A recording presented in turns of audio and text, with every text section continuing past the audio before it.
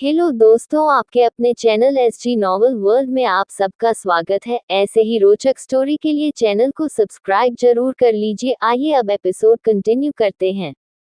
Episode 131 पावा जासूस। श्रेया और बबली निहाल के घर के आउट हाउस में बैठी हुई थी। दोनों सहेलियां जब कॉलेज में थी तब भी यूं ही घंटों तक बैठकर बातें किया करती थी। दोस्तों के साथ दिल की बात करने से अच्छा और कुछ भी नहीं होता इस दुनिया में। इसलिए तो श्रेया आज इतने लंबे दिन के बाद भी खुद को बहुत ही हल्का और खुश महसूस कर पा रही थी। आज उसने अपने बेबे और बाऊजी को इतने सालों के बाद देखा था, और चाहे उनके चेहरे की नाराजगी ने श्रेया को कितना भी दुख पहुंचाया हो, लेकिन उन्हें आंखों के सामने सही सलामत देखकर एक बेटी की आत्मा को बहुत सुकून मिला। श्रेया ने बबली से अपने दिल का हाल तो बयान कर दिया, लेकिन अब बबली की बारी है। बबली ने थोड़ी हिचकिचाहट के साथ कहा, श्रेया मुझे भी तुमसे एक बात करनी है। मैं बहुत कंफ्यूज हो रही हूँ। श्रेया ने अपनी होशियार और समझदार सहेली के चेहरे पर शायद पहली बार इतनी बेचैनी देखी थी।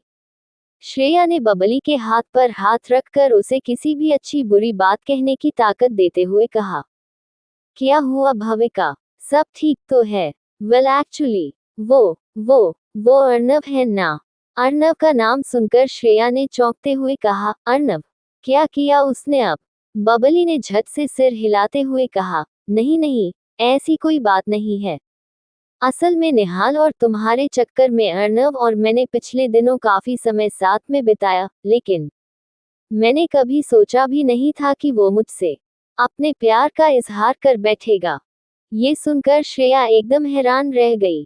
व्हाट? मैंने कभी सोचा भी नहीं था कि वो इतनी हिम्मत करके सीधा तुमसे बात कर लेगा। पर भाविका, तुमने उससे क्या कहा?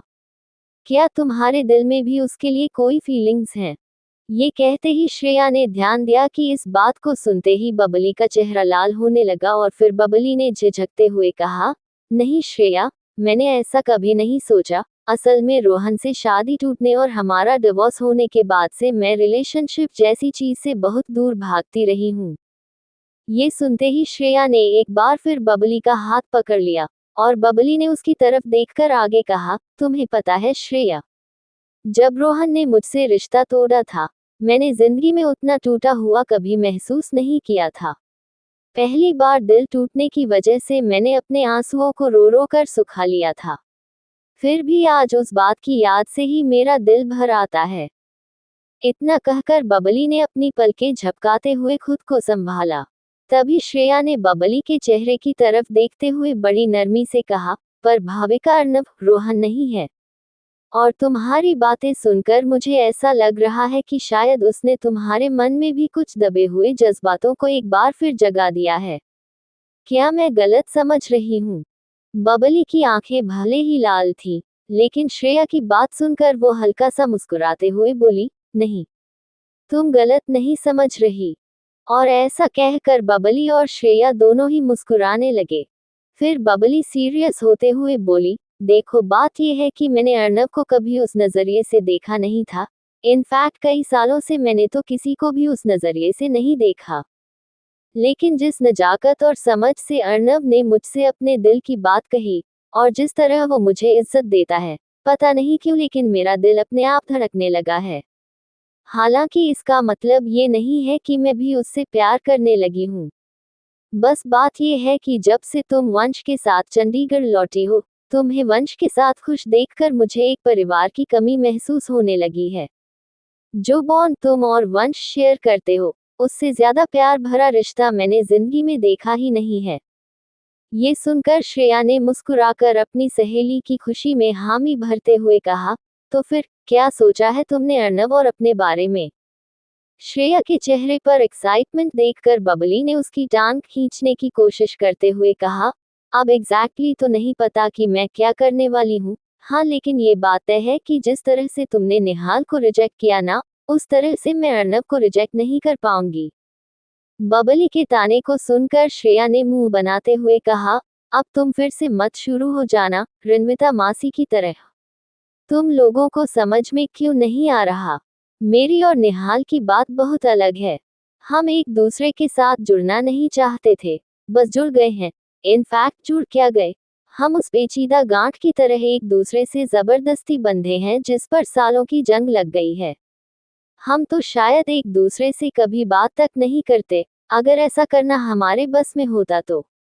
बबली ने अपनी दोस्त का जिद्दीपन देखकर मजबूरी से सर हिलाते हुए कहा, मैं जानती हूँ तुम ये बात नहीं सुनना चाहती श्रेया, लेकिन जिस तरह तुम एक बच्ची नहीं रही उसी तरह निहाल भी एक जवान और कामयाब लड़का है, कोई भूला भटका राहगीर नहीं। उसने अगर तुम्हें शादी के लिए प्रपोज किया तो उसमें उसकी कोई मजबूरी नहीं है, बल्कि ये उसकी दिली ख्वाहिश है। भले ही तुम उससे मजबूरी में जुड़ी हो, लेकिन मैंने देखा है कि निहाल किस तरह से तुम्हारा ख्याल रखता है और तुम्हें लेकर कितना प्रोटेक्टिव भी हो जाता है। मुझे यकीन है कि उसके दिल पर तुम्हारी तरह बोझ नहीं है। उसने अपनी मर्जी और खुशी से तुम्हें प्रपोज किया होगा। ये सुनते ही श्रेया ने बबली का हाथ झटकते हुए कहा, भविका, एक तुम ही हो जो सबको समझती हो, है ना? देखो, मैं जानती हूँ तुम वकील हो, लेकिन आखिर कब तक तुम निहाल की तरफ से वकालत करती रहोगी? तभी अचानक श्रेया को याद आया कि कैसे आज निहाल ने उसे अनजाने ही सही, पर काफी सहारा दिया। ये ख्याल आते ही श्रेया ने धीरे से कहा, वैसे मुझे भी नहीं लगता कि निहाल एक बुरा लड़का है या उसकी नीयत खराब है। जब से मैंने उसे रिजेक्ट किया है, तब से तो वो और भी कूल हो गया है। मेरा मतलब है कि वो एकदम ही नॉर्मल है। जबकि मुझे तो डर था कि सब कुछ ऑकवर्ड हो जाएगा और वंश को भी ये सब महसूस होगा, लेकिन निहाल ने ऐसा कुछ होने ही नहीं दिया। उसने बड़ी आसानी से सिचुएशन को नॉर्मल कर दिया। अब तुम बताओ, अगर वो सच में मेरे लिए कोई फीलिंग रखता तो क्या मेरे रिजेक्ट करने के बावजूद वो नॉर्मल रह पाता? नहीं ना। श्रेया की बातों में जब बबली को एक उदासी की झलक दिखी तो बबली ने मुस्कुराते हुए कह दिया, वाह श्रेया वाह, खुद ही निहाल को रिजेक्ट करके अब खुद ही दुखी हो रही हो। और ये मत कहना कि नहीं, मैं कहाँ दुखी हो रही हूँ, क्योंकि तुम्हारे चेहरे पर सब दिख रहा है। बेकार की बातें मत करो भविका, मेरे चेहरे पर ऐसा कुछ भी नहीं दिख रहा। और वैसे भी फाइनली इतने दिनों बाद मुझे ऐसा लग रहा है कि निहाल और मैं एक अच्छे स्पेस में आ पहुंचे हैं, जहां हम साथ में मिलके अच्छे को पेरेंट बन सकते हैं वंश के लिए। तो अब मुझे किसी भी और एंगल को बीच में लाकर ये बैलेंस नहीं बिगड़ना। बबली श्रेया की बात सुनकर खुश नहीं हुई, इसलिए उसने श्रेया से एक बहुत ही कड़वा सच कह दिया। देखो श्रेया, मैं तुम्हें बचपन से जानती हूँ। जब भी कोई अच्छा लड़का तुम्हारी जिंदगी में आया है, हर बार तुमने किसी ना किसी रीजन से उस लड़के को अपनी जिंदगी से जाने दिया। एक वो रौनक था जिसने पहले तुम्हारे परिवार वालों को अपने जाल में फंसा लिया, और उनकी खुशी देखकर तुम भी रौनक से प्यार कर बैठी। पर सच तो यह है कि तुमने हमेशा अपनी ही खुशी को खुद से दूर किया है, और अब भी तुम वही कर रही है। देखो निहाल कोई कॉलेज का आवारा लड़का नहीं है जो तुम्हारे पीछे घूम रहा है, बल्कि वो चंडीगढ़ का सबसे एलिजिबल बैचलर है। एक भी ऐसी लड़की नहीं होगी चंडीगढ़ में जो उसको ना जानती हो और ना चाहती हो। अरे पेज 3 में फोटो छपती है उसकी हर दूसरे दिन। इस पर श्रेया का जवाब तैयार था। उसने फौरन सीरियस होकर कहा, हाँ, और एक दिन यूं ही पेज 3 में इस एलिजिबल बैचलर के साथ साथ मेरी और मेरे 4 साल के बेटे की फोटो छप जाएगी, है ना? शहर के इन्फेमस स्पॉइल्ड ब्रैट लड़के की नाजायज औलाद। और वो फोटो देखकर मेरे घर में क्या होगा, ये तो तुम जानती ही हो। तुम्हें क्या लगता है बाऊजी उस फोटो को फ्रेम करवा के अपने कमरे में लगवाएंगे? इसी वक्त आउट हाउस का दरवाजा एक बार फिर खुला और इस बार इस दरवाजे के पीछे निहाल ही खड़ा था। चाबी होने की वजह से निहाल खुद ही दरवाजा खोलकर अंदर आ गया और श्रेया ने अपने मुंह पर हाथ रख लिया, इस उम्मीद से कि निहाल ने उसकी कड़वी बातें ना सुनी हो। लेकिन निहाल ने बिना कोई रिएक्शन दिए जाकर वंश को उसके बिस्तर पर सुला दिया। फिर बाहर आकर उसने बबली को हाय कहा और बिना कोई बात किए आउट हाउस से निकल गया।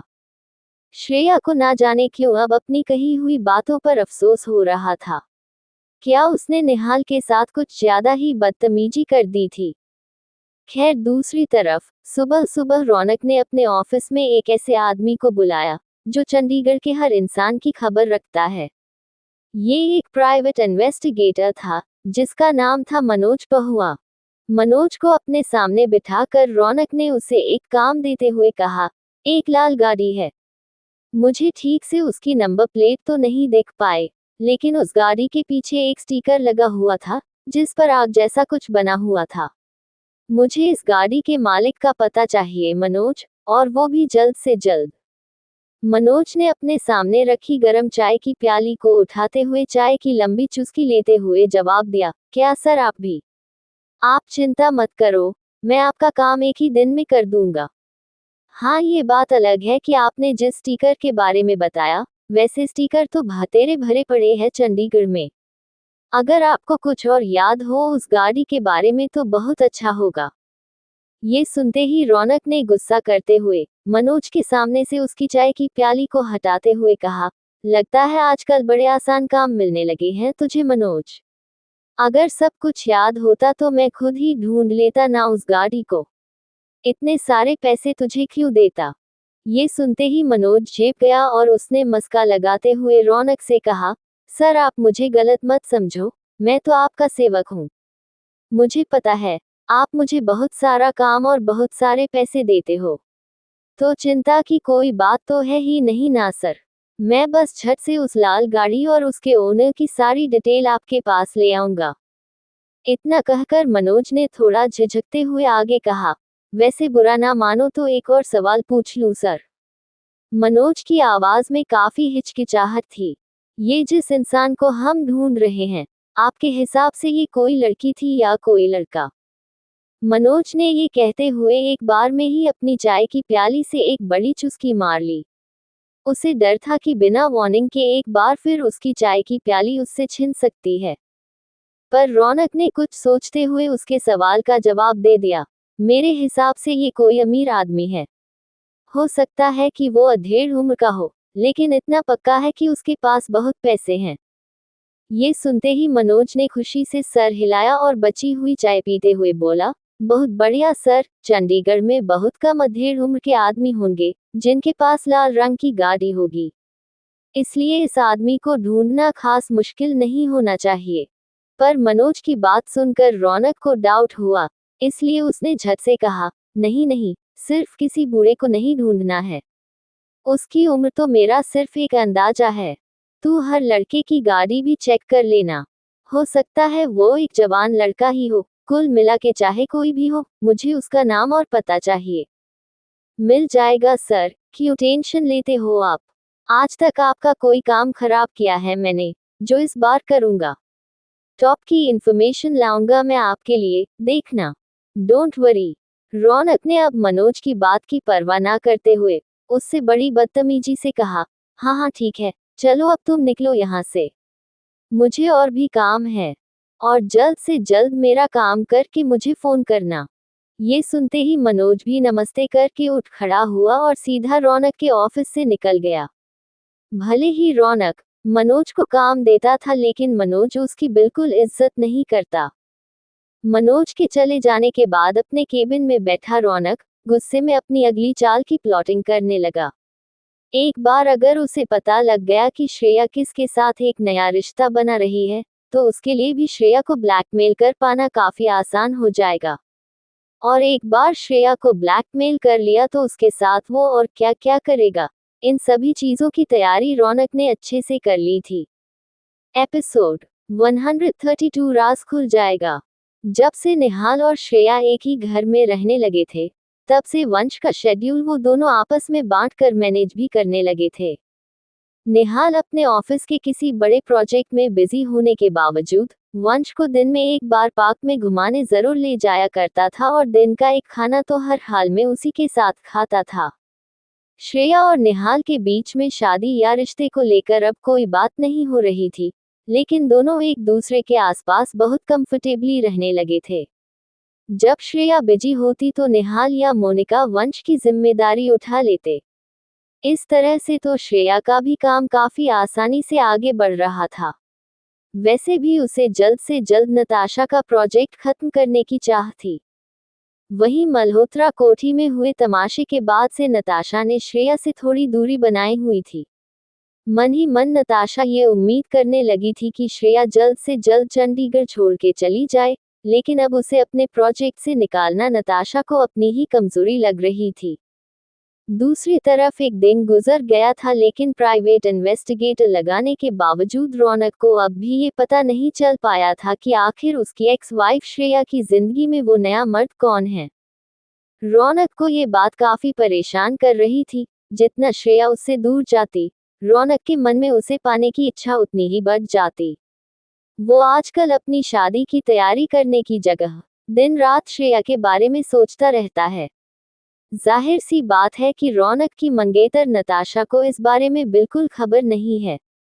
आज अपने पूरे दिन का काम खत्म करके जब नताशा रौनक से मिलने उसके ऑफिस पहुंची तो उसने रौनक को गुस्से की गिरफ्त में पाया। ओफ बेबी, तुम आजकल यूं स्ट्रेस में क्यों रहते हो? हमारी शादी is not a big deal, मैं हूं ना।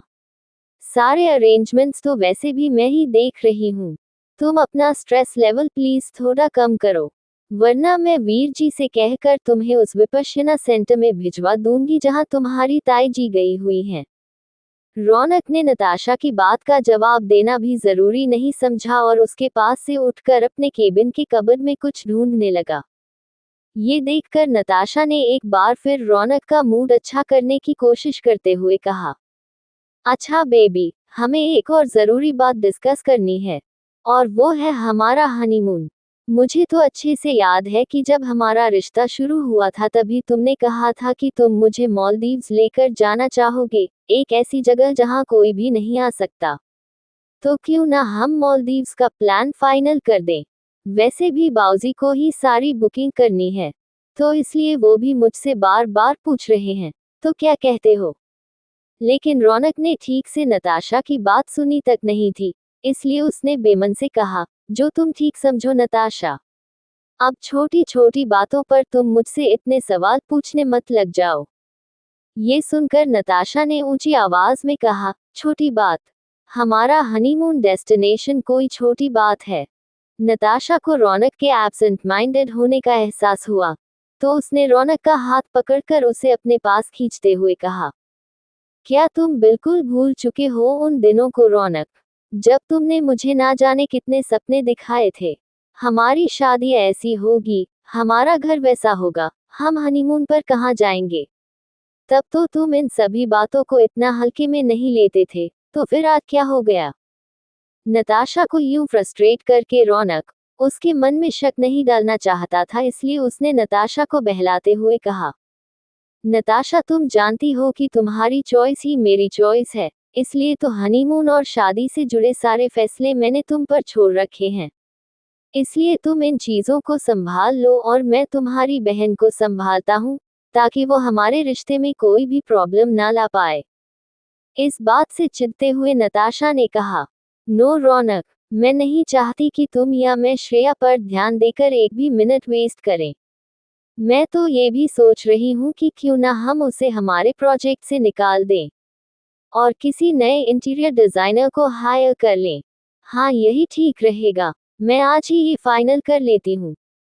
ये कहकर नताशा आगे बढ़ती है, लेकिन तभी उसके हाथ में जोर का खिंचाव आता है और चीखने के अलावा वो कुछ नहीं कर पाती। रौनक, क्या कर रहे हो ये तुम? You're hurting me. What the hell? मुझे छोड़ो रौनक। ये सुनकर भी रौनक ने नताशा का हाथ छोड़कर अपने चेहरे पर एक नकली मुस्कुराहट लाते हुए बोला, तुम ऐसी गलती मत करना नताशा। तुमने प्लान बनाकर श्रेया को चंडीगढ़ आने पर मजबूर किया था, और अभी तुम्हारा प्लान पूरी तरह से कामयाब नहीं हो पाया है। इसलिए जब तक हमारा प्रोजेक्ट पूरा नहीं होता, श्रेया यहीं रहेगी और हमारे साथ काम करेगी। ये सुनते ही नताशा नफरत से तिलमिला उठी, लेकिन ये सारी नफरत वो श्रेया पर निकालना चाहती थी। उसे लगा कि काश श्रेया इस वक्त किसी तरह से बस मर जाती तो उसकी जिंदगी कितनी आसान हो जाती। पर रौनक के कहने के बाद नताशा अपनी मर्जी से श्रेया को काम से भी नहीं निकाल सकती थी। अपना हाथ खींचकर दूर करते हुए नताशा ने तय किया कि वो अब श्रेया पर और भी कड़ी नजर रखने वाली है और उसकी जिंदगी पर एक बार फिर से अपना हक जताने वाली है। रौनक से दूर हटकर नताशा उसके ऑफिस से निकलती है और सीधा अपने नए घर की साइट पर चली जाती है। वहां पहले से ही श्रेया मौजूद थी। नताशा ने श्रेया के पास जाकर उसे ऑर्डर देते हुए कहा, लिसन, तुम्हें ये प्रोजेक्ट जल्द से जल्द खत्म करना होगा। बाऊजी ने मुझसे कह दिया है कि मैं तुमसे काम ना करवाऊं। मैंने काफी सुना था कि तुम अच्छा काम कर लेती हो, लेकिन तुम्हारे काम का ढंग और स्पीड देखकर नहीं लगता कि तुमसे मेरा ये प्रोजेक्ट हैंडल हो पा रहा है। इसलिए अब मैं तुम्हारे इस ढीले अंदाज को और बर्दाश्त नहीं करने वाली। नताशा ने जानबूझकर टॉन्ट में अपने बाऊजी का भी नाम ले लिया था, इसी उम्मीद से कि वो श्रेया को थोड़ी सी चोट पहुंचा सके।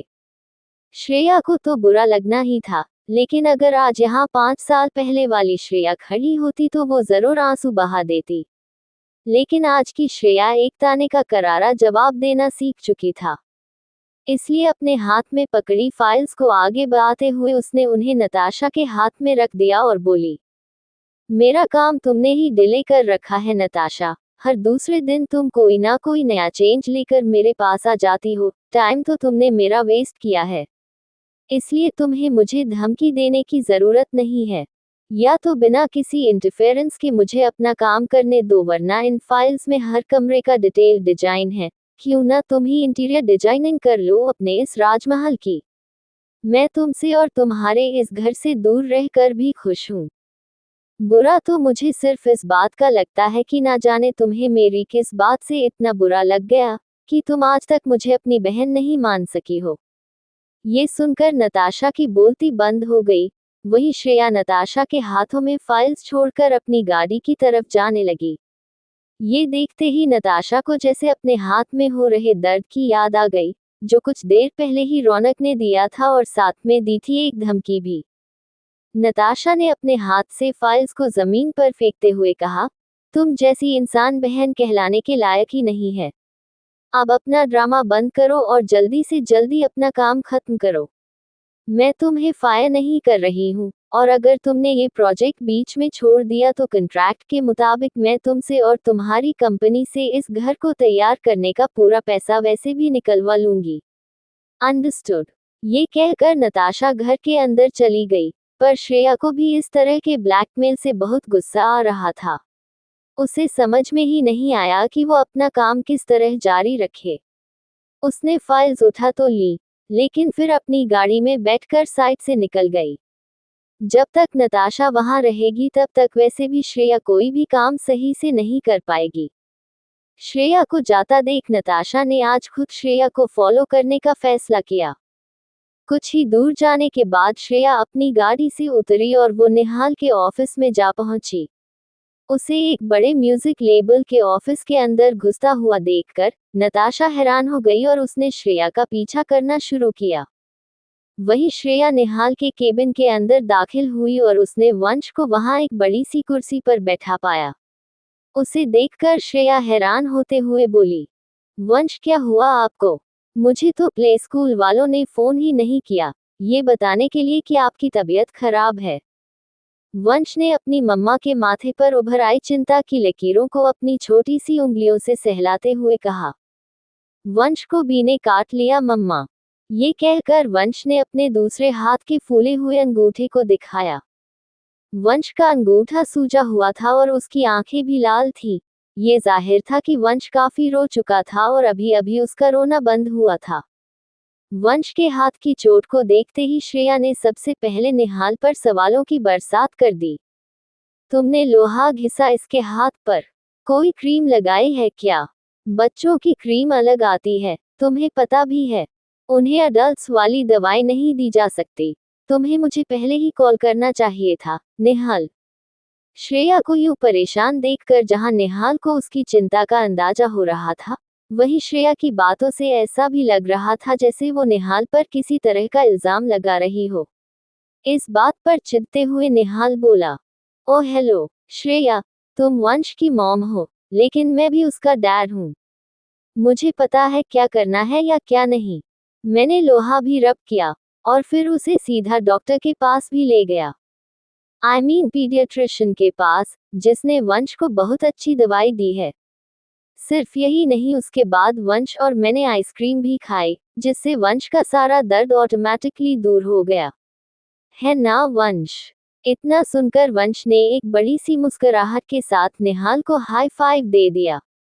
वंश को यूं मुस्कुराता हुआ देखकर श्रेया भी अपनी मुस्कान नहीं रोक पाए और उसने फिर बड़ी नरमी से निहाल को देखते हुए उससे पूछा, और तुमने ये सब अकेले ही किया?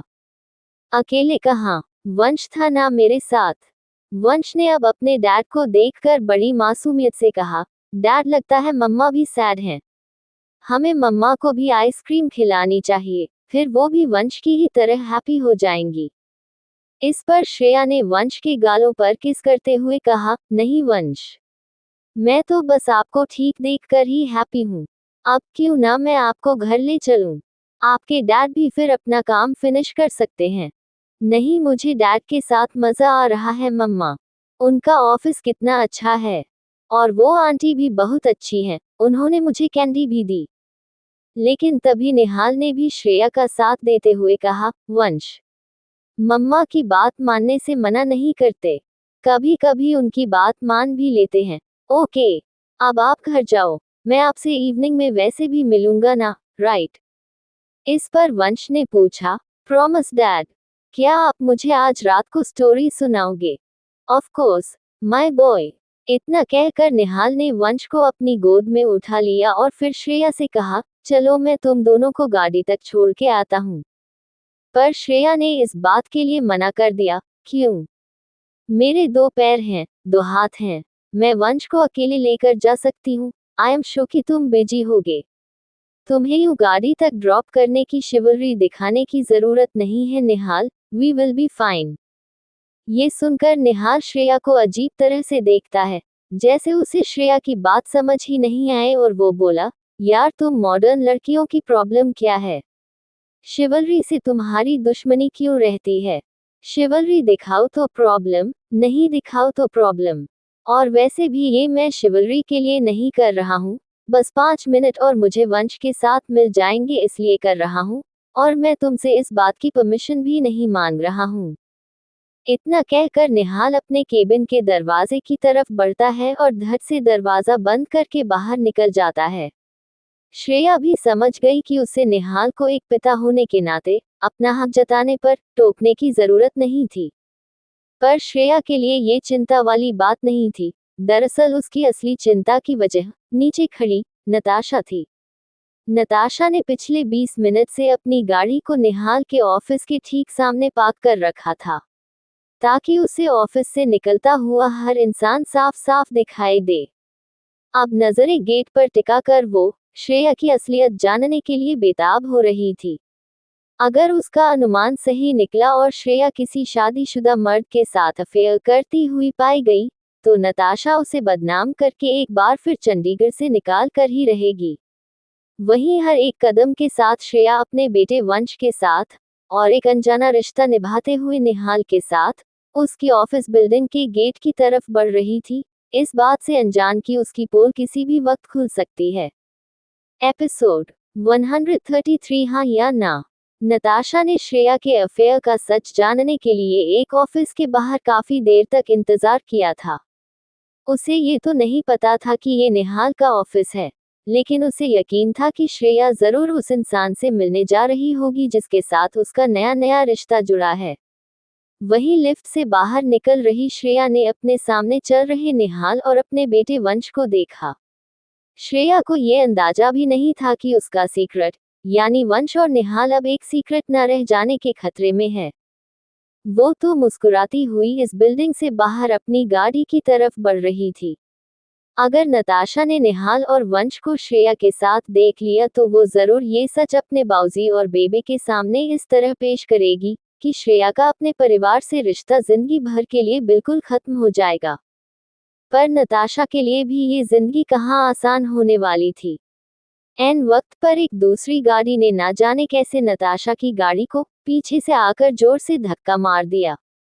नताशा अपनी गाड़ी में बैठे हुए बुरी तरह से हिल गई।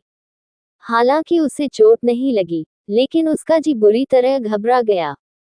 अपने अंदर भरे गुस्से को जितनी देर में नताशा ने पीछे की गाड़ी के ड्राइवर पर निकाला, उतना देर में श्रेया वंश के साथ अपनी गाड़ी में निकल गई। नौकरी किसने दी है तुम्हें? मुझे अभी के अभी जानना है। जाओ और अपने बॉस को फोन करो। आज तो मेरी गाड़ी के डैमेज का खर्चा तुम्हारा बॉस ही देगा। सुनाई नहीं देता क्या तुम्हें? बहरे हो तुम? घबराता हुआ ड्राइवर नताशा के आगे हाथ जोड़ के अपनी गलती मान ही रहा था, लेकिन तभी नताशा के पीछे से एक मदहोश सी आवाज ने कहा, एक्सक्यूज मी। नताशा अब भी गुस्से में थी, लेकिन उस आवाज में एक ऐसी बात थी कि उसका गुस्सा अपने आप कम हुआ और हैरानी से पलटकर उसने जवाब में कहा, यस।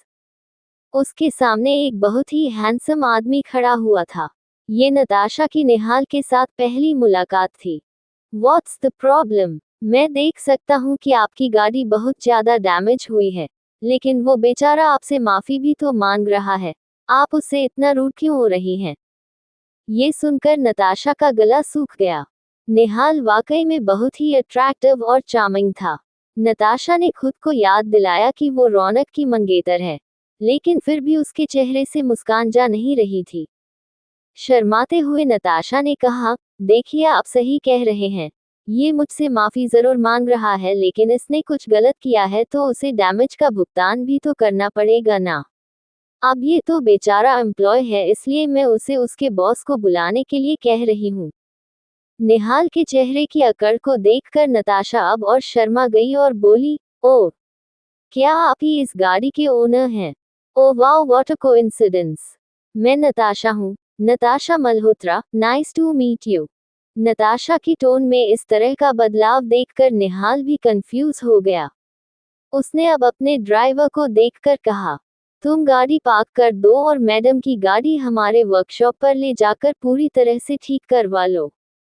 फिर निहाल ने नताशा के लाल चेहरे को देखकर अजीब फील करते हुए कहा, मैम, आपको मैं अपनी दूसरी गाड़ी से घर ड्रॉप करवा देता हूँ, या आप जहाँ चाहे वहाँ मेरी गाड़ी आपको ड्रॉप कर देगी। मेरा ड्राइवर आपके साथ तब तक रहेगा जब तक आपकी गाड़ी की रिपेयरिंग पूरी नहीं हो जाती। Now if you will excuse me. Nihal ने नताशा को कोई भी नई बात करने के लिए एक भी सेकंड का मौका नहीं दिया और जल्द ही अपने ऑफिस के अंदर चला गया। नताशा ने अपने सर पर हाथ मारते हुए कहा, क्या कर रही है नताशा? अपनी शादी तुड़वाएगी क्या? Forget him, even though he is very cute, you love रौनक। याद रख। पर तभी नताशा को ख्याल आया कि वो यहाँ श्रेया के लिए आई थी। जल्दी से पलट कर देखने पर उसने श्रेया की गाड़ी को उस जगह पर खड़ा नहीं पाया जहां वो बस कुछ देर पहले ही खड़ी थी। गुस्से में पैर पटकते हुए नताशा ने अपने फ्रस्ट्रेशन को जाहिर किया और फिर निहाल के दूसरे ड्राइवर के साथ अपने घर की तरफ लौट गई। उसे पता भी नहीं चला कि श्रेया की जिंदगी की एक गुत्थी से वो अभी मिल चुकी थी। वहीं उस दिन निहाल के ऑफिस में किसी और इंसान का भी आना हुआ। ये थी बबली, जो बड़ी हिचकिचाहट के साथ अर्नव से मिलने आई थी। बबली ने आते ही कहा, हाय अर्नव। अपने कंप्यूटर की तरफ ध्यान से देख रहे अर्नव को लगा कि कोई जान पहचान का ही इंसान होगा, इसलिए उसने जल्दी से पलटकर बबली को नहीं देखा। पर फिर जब उसने कुछ देर बाद सर ऊंचा किया और बबली को सामने देखा, तो उसके हाथ में पकड़ा हुआ पानी का गिलास नीचे गिरने ही वाला था। ओ भविका जी, आप आइए ना, क्या आप यहाँ निहाल सर से मिलने आए हैं? उद्धरण चिन्ह। इस पर बबली ने बड़ी हिम्मत के साथ कहा, नहीं, मैं आपसे मिलने आई हूँ अर्नव। क्या हम कुछ देर के लिए बाहर जा सकते हैं? कोई ऐसी जगह जहां हम 2 मिनट बिना किसी रुकावट के बात कर सकें? ऑफ कोर्स, आप आइए ना भविका जी। बबली की बात सुनकर अर्नव नर्वस हो चुका था। जब से उसने बबली को प्रपोज किया था, तब से बबली के साथ उसकी एक भी बार बात नहीं हुई थी। अर्नव को उम्मीद थी कि बबली उसे इस प्रपोजल का जवाब देने आई होगी, लेकिन अब वो ये सोचकर नर्वस हो रहा था कि जब बबली उसे मना कर देगी, तो उसे कितना दुख होगा। जल्द ही बबली को लेकर अर्नव पास की एक टपरी पर आ गया, जहां वो अक्सर चाय पीने के लिए आया करता था। इस दिस ऑक, ये जगह तो छोटी है, लेकिन इस इलाके में आपको इससे बेहतर चाय कहीं भी नहीं मिल पाएगी। आपको तो चाय पसंद है ना? बबली ने अर्नव से चाय का गिलास लेते हुए कहा, हाँ, मुझे तो चाय बहुत पसंद है। लेकिन तुम्हें ये कैसे पता?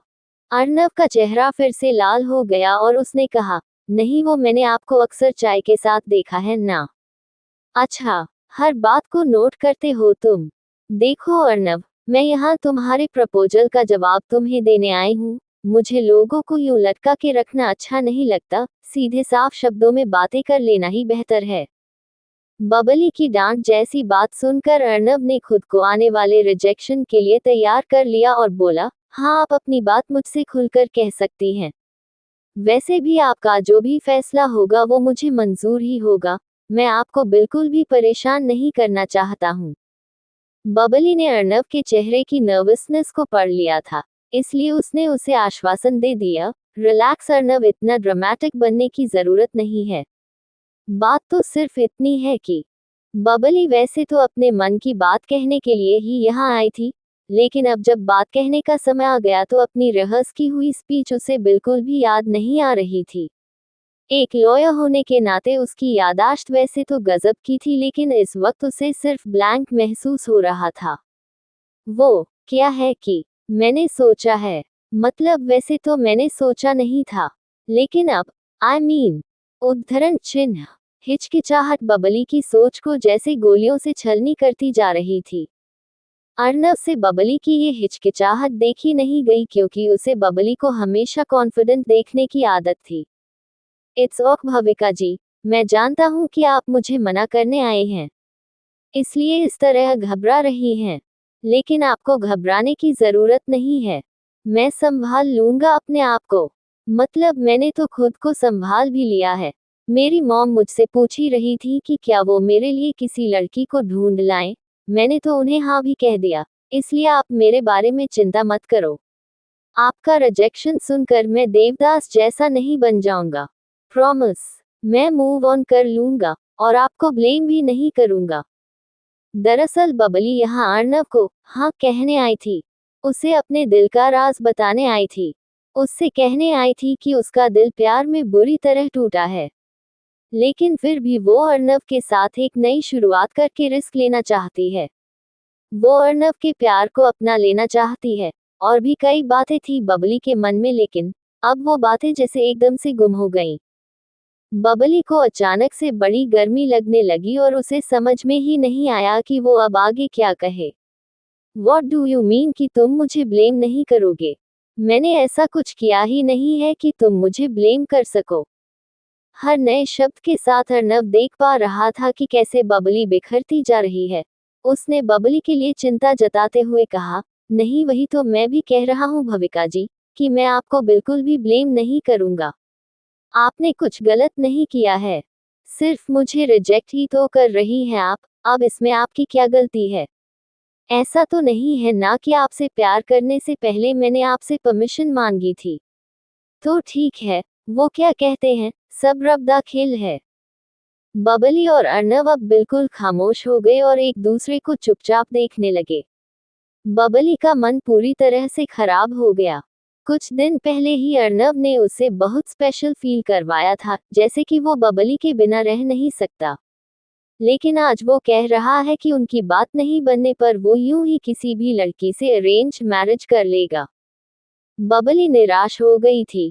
वहीं वो अब नाराज होकर बोल पड़ी, यू नो व्हाट अर्नव, मुझे लगता है कि तुम्हें सिर्फ बातें करने का शौक है। जब तुम खुद अपने आप को सीरियसली नहीं लेते हो तो कोई और तुम्हें क्यों सीरियसली लेगा? प्लीज किसी भी बेचारी लड़की से शादी करके उसकी जिंदगी खराब मत करना। उससे पहले जस्ट ग्रो अप और अपनी खुद की कही बातों को सीरियसली ले लो। बबली की इन तीखी बातों को सुनकर अर्नव को भी बुरा लगा। एक तो उसे रिजेक्ट किया जा रहा था और अब ये सब बातें भी बबली ने बोल दी। देखिए भविका जी, अब आप गलत कर रही हैं।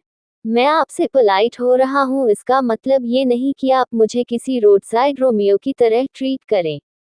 मैं आपकी इज्जत करता हूँ, लेकिन खुद की भी इज्जत करता हूँ। अगर आपको ये रिश्ता मंजूर नहीं है तो कोई बात नहीं, आप सीधे मना भी तो कर सकती हैं। यूं मेरी इंसल्ट करने का हक आपको मैंने नहीं दिया है। बबली ने अपनी हाथ में रखी चाय और उसकी प्याली को फेंकते हुए कहा, नहीं चाहिए तुम्हारा प्यार और इज्जत दोनों।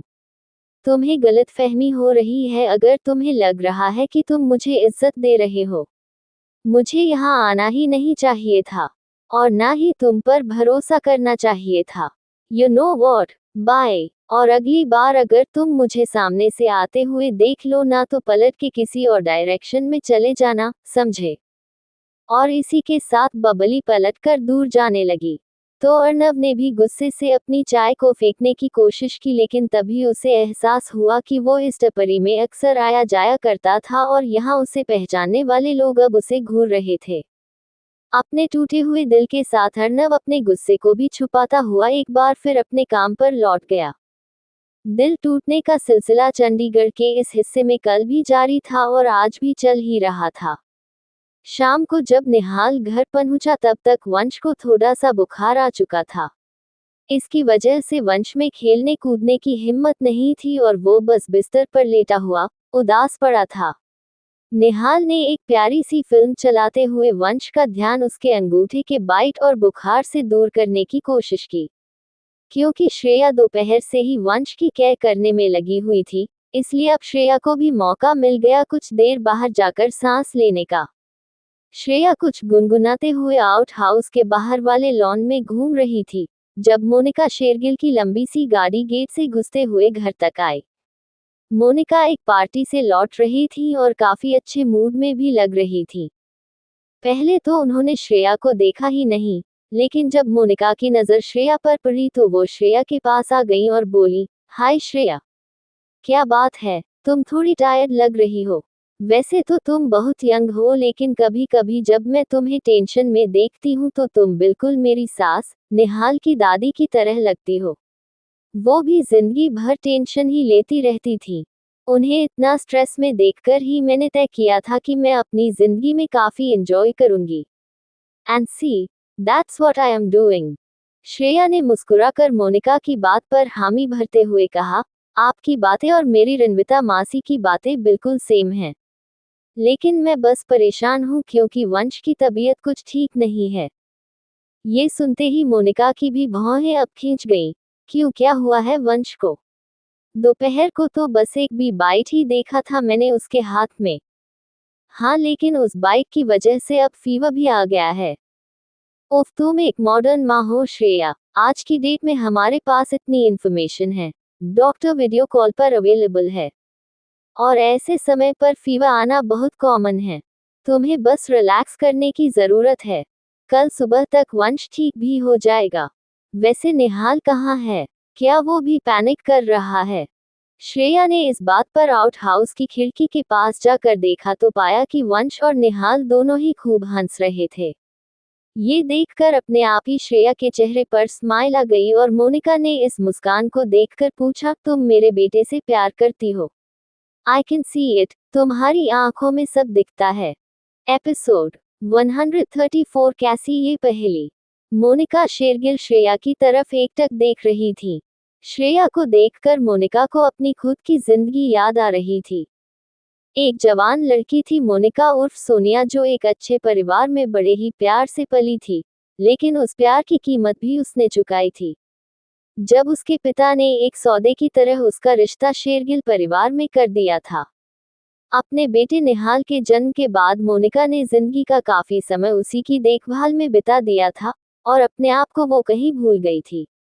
ऐसा करना एक औरत के लिए कितना खतरनाक हो सकता है, इसकी समझ थी मोनिका को। श्रेया को खिड़की से आउट हाउस के अंदर झांकते हुए देख मोनिका ने उससे अपने अंदाज में सीधा सवाल पूछ ही लिया, क्यों रिजेक्ट किया तुमने निहाल का प्रपोजल श्रेया? मैं देख सकती हूँ कि तुम उससे दूरी बनाते हुए भी दूर नहीं हो, फिर ये सब क्यों? श्रेया को मोनिका की बात काफी नुकीली लगी और मोनिका का निहाल की मां होने के हक से पूछा गया ये सवाल श्रेया टाल भी नहीं सकती थी, इसलिए उसने सच कह दिया, मैं वंश को एक अच्छी परवरिश देना चाहती हूँ, जिसमें माँ बाप दोनों का ही रहना जरूरी है। लेकिन निहाल और मैं एक कपल की तरह उसकी परवरिश कर पाएं, ये पॉसिबल नहीं है। क्योंकि शादी हमें प्यार के लिए करनी चाहिए, ना कि किसी भी मजबूरी में। और चाहे आपको मेरी आंखों में जो भी दिख रहा हो, सच तो ये है कि मैं निहाल को उस नजरिए से देख ही नहीं पा रही हूँ। ये बात कहते हुए श्रेया को बिल्कुल भी हिचकिचाहट नहीं हुई, क्योंकि भले ही इस बात पर उसे खुद डाउट हो, लेकिन उसने ये अब कई बार कह दिया था और उसे आदत होने लगी थी इस बात को कहने की। पर अब मोनिका ने सर हिलाते हुए अगला तीखा सवाल किया, तो क्या तुम्हारे जीवन में कभी भी कोई ऐसा आया है जिसे तुमने इस नजरिए से देखा है? या तुम बस प्यार करने से हिचकिचाती हो? मैंने काफी जिंदगी देखी है श्रेया। इतना बता सकती हूँ कि कुछ लोग होते हैं जिन्हें नहीं लगता कि वो खुद प्यार पाने के लायक हैं। ऐसे लोग अक्सर किसी और को प्यार नहीं कर पाते। वहीं कई लोग मेरे बेटे निहाल की तरह होते हैं जो कभी कभी मजबूरी में ही सही लेकिन वो प्यार करना सीखते हैं। श्रेया को मोनिका की ये बात चुभ गई और वो बोली, नहीं ऐसी कोई बात नहीं है। मैं अपने बेटे वंश को बहुत प्यार करती हूँ। मैं उसके प्यार में कुछ भी करने के लिए तैयार हूँ, सिवाय उसके डैड निहाल से शादी करने के। वो तो तुमसे नहीं हुआ ना। मोनिका ने श्रेया के जवाब को पूरी तरह से काट दिया।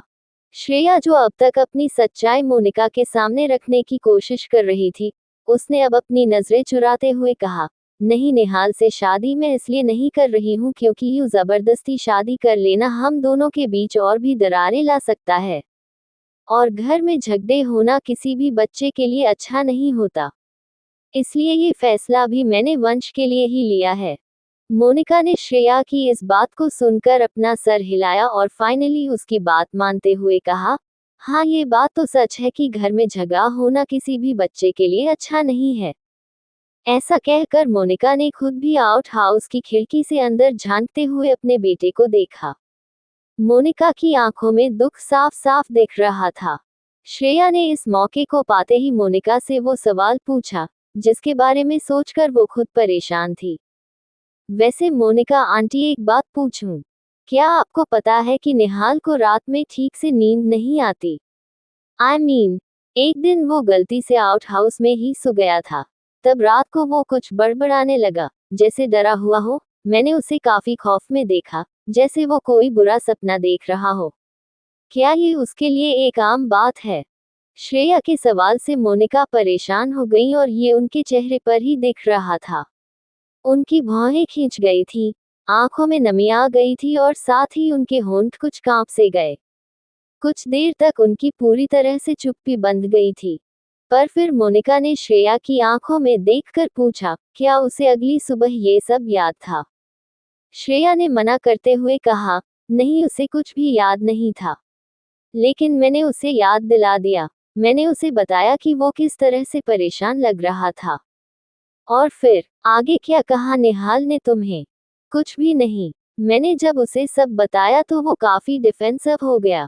मुझे कहने लगा कि मैं उसकी हर बात जानने की कोशिश ना करूं और उसके लिए बुरा ना महसूस करूं, लेकिन मैं उस पर तरस नहीं खा रही थी, मैं तो बस उसकी।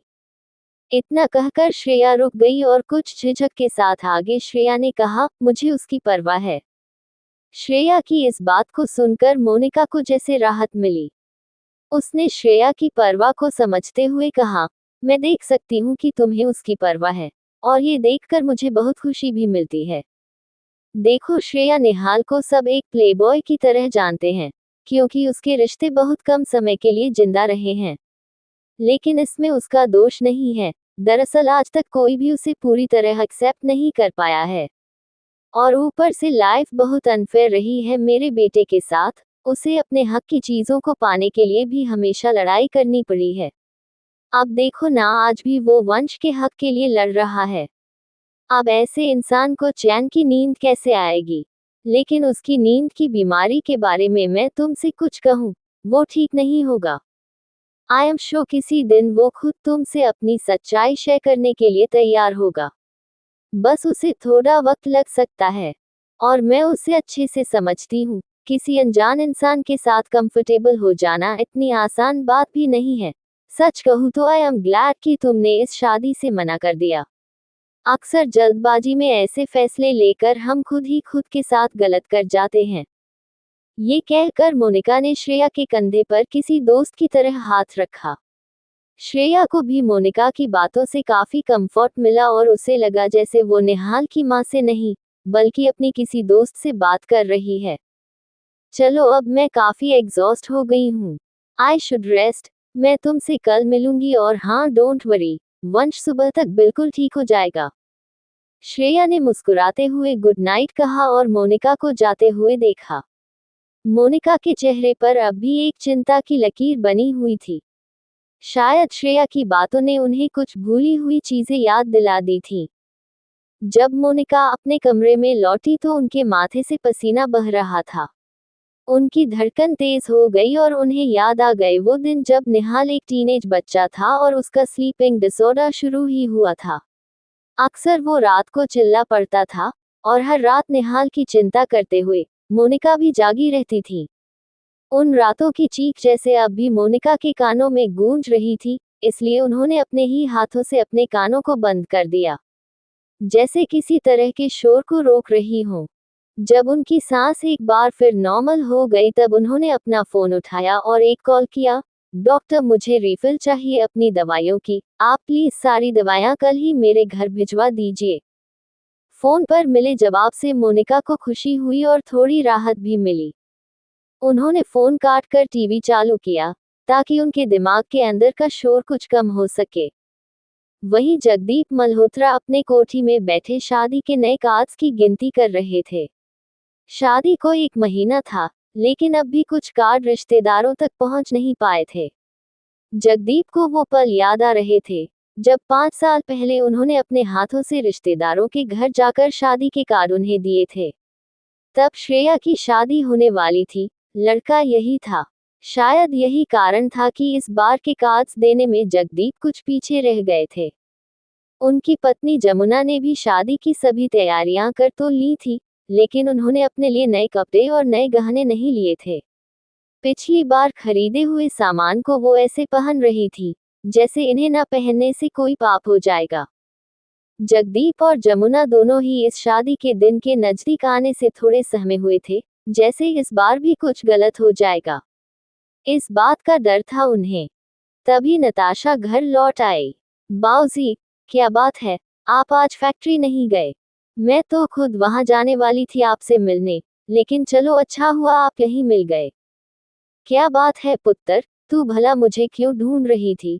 सब ठीक तो है ना? जगदीप के माथे पर चिंता की लकीर दिखने लग गई। पर नताशा ने उनके बाजू में बैठते हुए कहा, हाँ बाऊजी, सब चंगा सी, और फिर ठीक क्यों नहीं होगा? मैं आपकी श्रेया नहीं हूं कि गलत काम करके घर लौटूंगी। जमुना ने ये बात सुनते ही नताशा को डांट लगा दी। क्यों पड़ी रहती है तू श्रेया के पीछे? वो नहीं है ना इस घर में, तो फिर हर अच्छी बुरी बात में उसका नाम लेना जरूरी है क्या? जमुना जी, रेहन दो, आप थोड़ा बैठ जाओ। डॉक्टर ने आपके बीपी को संभालने की सख्त सलाह दी है। ये सुनकर जमुना कुछ उदास होकर बैठ जाती हैं। हाँ बेबे, आजकल आप कुछ ज्यादा ही सेंसिटिव हो गई हो। शादी मेरी होने वाली है, इस घर से आप मुझे हमेशा के लिए विदा कर दोगे। लेकिन अब भी आपको अपनी बेटी श्रेया की तरफदारी क्यों करनी है? नताशा अपनी मां पर चिढ़ करने से खुद को रोक ही नहीं पा रही थी। पर फिर उसने उस बात पर ध्यान दिया जो उसे अपने बाऊजी से करनी थी और बोली, बाऊजी, हम हनीमून के डेस्टिनेशन के लिए मालदीव्स ही फाइनल करना चाहते हैं। पूरी 6 रातों के लिए आप उस रिजॉर्ट को बुक कर सकते हो जिसकी तस्वीर आपने मुझे दिखाई थी। नताशा का चेहरा खिला हुआ था और उसकी आवाज में भी एक चहक थी। हनीमून की बातों को लेकर भले ही रौनक ने कोई इंटरेस्ट नहीं दिखाया था, पर नताशा को मालदीव्स जाने का तब से शौक चढ़ गया था जब से पहली बार रौनक ने उसे मालदीव्स ले जाने के वादे किए थे। फिर टीवी फिल्मों में आए दिन ऐसी जगहों की तस्वीरें देख देख कर नताशा से तो इंतजार ही नहीं हो रहा था। बाऊजी ने अब जमुना को देखकर उनसे नजरें कुछ यूं मिलाई जैसे वो अपनी बेटी से कुछ कहने से हिचक रहे थे। जगदीप की बातें पत्नी जमुना तो जल्द ही समझ गई, लेकिन जब जमुना ने मदद करने की कोशिश की तो जगदीप ने उन्हें रोक दिया और फिर खुद ही हिम्मत करके अपनी छोटी बेटी नताशा को देखकर कहा, देख पुत्र, मैं तेरा बाप हूँ, और इसी नाते मुझे कुछ सवाल तुझसे करने का पूरा हक है। और क्योंकि तू मेरी बेटी है इसलिए उन सवालों का बेखौफ जवाब देने में तुझे शर्म नहीं आनी चाहिए।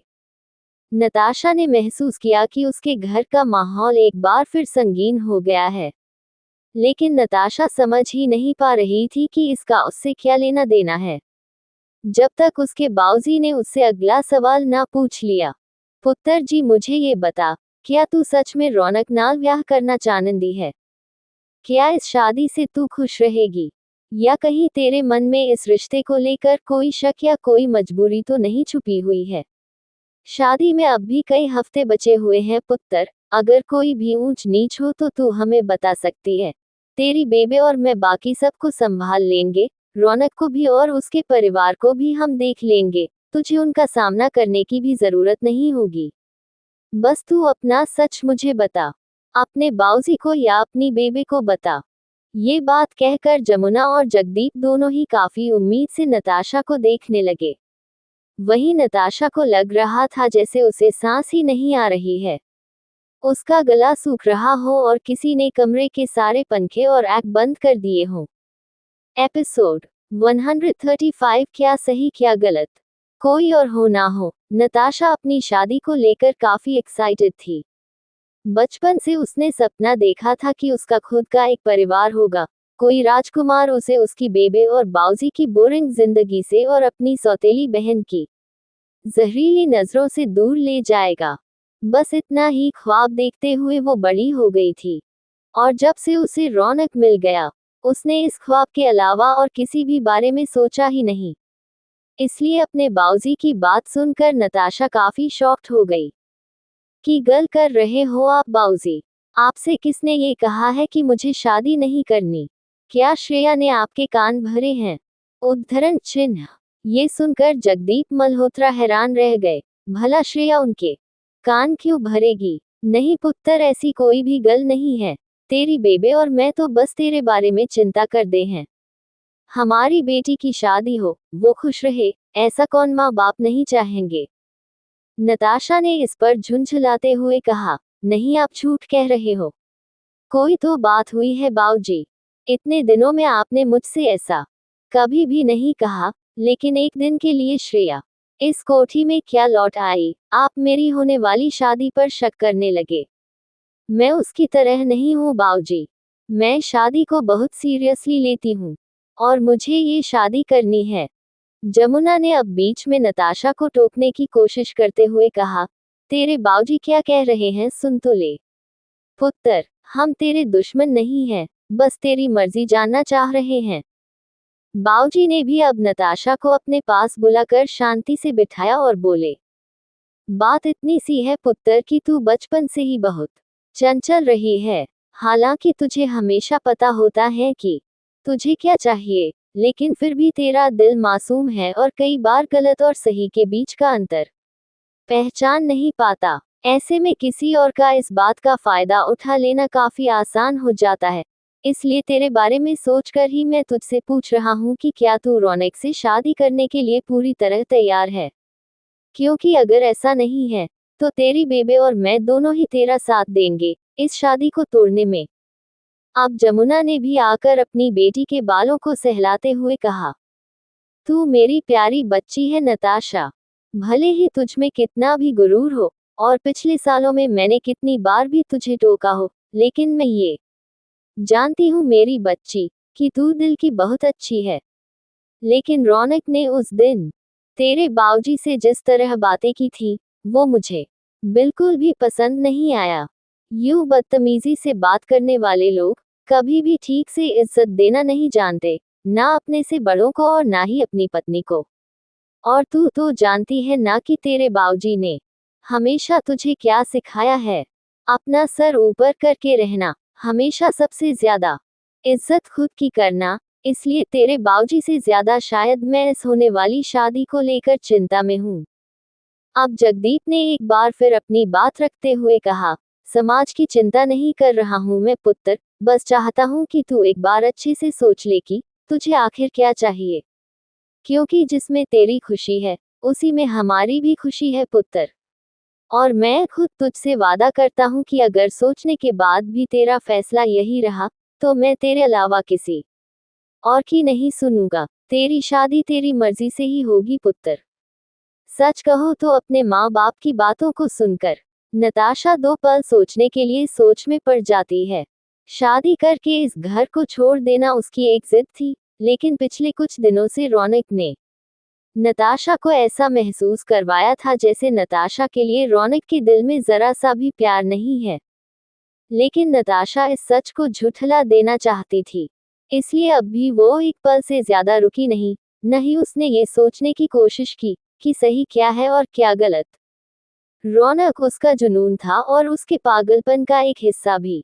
अब तो ऐसा हो गया था कि नताशा रौनक को छोड़ने से डरती भी थी, क्योंकि रौनक के पास नताशा के कई सारे काले कारनामों का हिसाब मौजूद था। फिर भी अपनी बेबे और बाऊजी की बात सुनकर उसे ऐसा लगा कि उसे 2 मिनट बाद जवाब देना चाहिए। इसलिए नताशा ने सिर झुकाकर कहा, मैं थोड़ी देर के लिए अपने कमरे में जाती हूँ, ये बातें सुनकर मेरा सिर दुख रहा है। जमुना ने तुरंत ही नताशा के सिर पर हाथ फेरना शुरू कर दिया, लेकिन नताशा अपनी बेबे का हाथ हटाकर अपने कमरे के अंदर चली गई। अंदर जाते ही नताशा ने अपने कमरे के दरवाजे को लॉक किया और फिर आगे बढ़कर कमरे में मौजूद 2-3 कांच की चीजों को जोर से गिरा कर तोड़ दिया। उसके बाद उसने कमरे में अपनी और भी कई चीजें गिरा दी और यहाँ वहां बिखेर दी।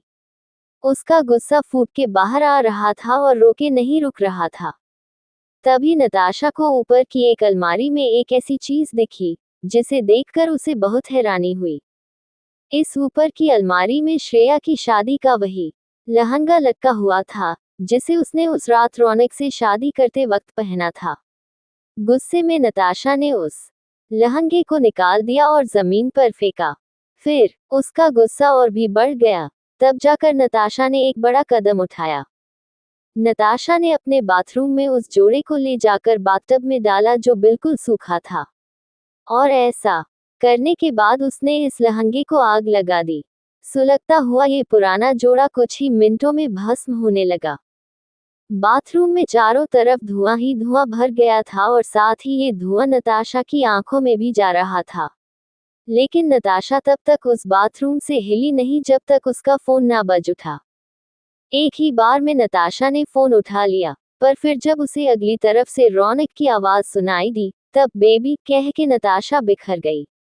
उसके आंसू रुकने का नाम नहीं ले रहे थे और इस वक्त भी उसके दिल के अंदर से सिर्फ एक ही इंसान के लिए बद्दुआएं निकल रही थी, और वो इंसान थी श्रेया मल्होत्रा। वहीं रौनक ने फोन पर अपनी बिलखती हुई फियोंसी को सुना, लेकिन उसका हाल पूछने की जगह रौनक के मुंह से सिर्फ एक ही बात निकली, मुझे पता चल गया है नताशा की श्रेया का अफेयर किसके साथ है। सुन रही हो ना तुम? मैं श्रेया का सच जान चुका हूँ। क्या तुम मुझसे जल्दी मिल सकती हो? नताशा कुछ ही पलों में घर से बाहर निकल गई और जाते हुए एक पल के लिए रुक के अपने बाऊजी और बेबे को देखकर कह गई, मैं शादी करने वाली हूँ और रौनक से ही करने वाली हूँ।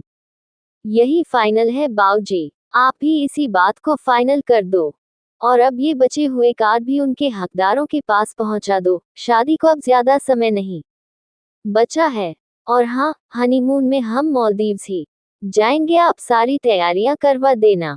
कुछ ही पलों में नताशा का गुस्सा उत्साह में बदल गया था और उसके बाऊजी और बेबे को एक और बार ये नहीं समझ आ रहा था कि अपनी इस बिगड़ल बेटी को वो किस तरह से संभालें और कैसे उसका ख्याल रखें।